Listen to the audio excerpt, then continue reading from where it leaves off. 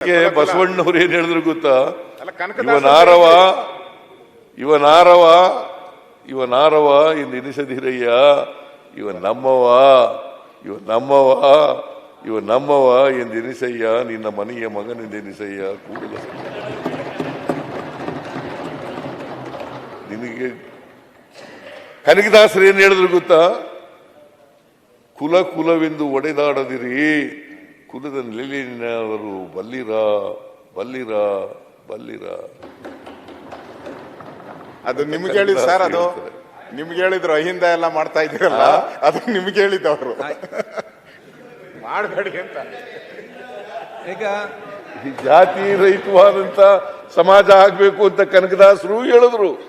ಎಲ್ಲ ದಾರ್ಶನಿಕರು ಹೇಳಿರೋದು, ಎಲ್ಲ ಧರ್ಮಾಧಿಕಾರಿಗಳು ಹೇಳಿರೋದು. ಯಾರು ಹೇಳಿದ್ದಾರೆ ನೋಡೋಣ? ಯಾರು ಹೇಳಿದ್ದಾರೆ ಅಂತಂದ್ರೆ ಪಟ್ಟಭದ್ರ ಹಿತಾಸಕ್ತರು ಮಾತ್ರ ಹೇಳಿರೋದು. ಯಾರು ಪಟ್ಟಭದ್ರ ಹಿತಾಸಕ್ತರು ಇದರಿಂದ ಜಾತಿ ವ್ಯವಸ್ಥೆಯಿಂದ ಲಾಭ ಪಡ್ಕೋಬೇಕು ಅಂತ ಇದ್ದಾರಲ್ಲ, ಅವ್ರು ಮಾತ್ರ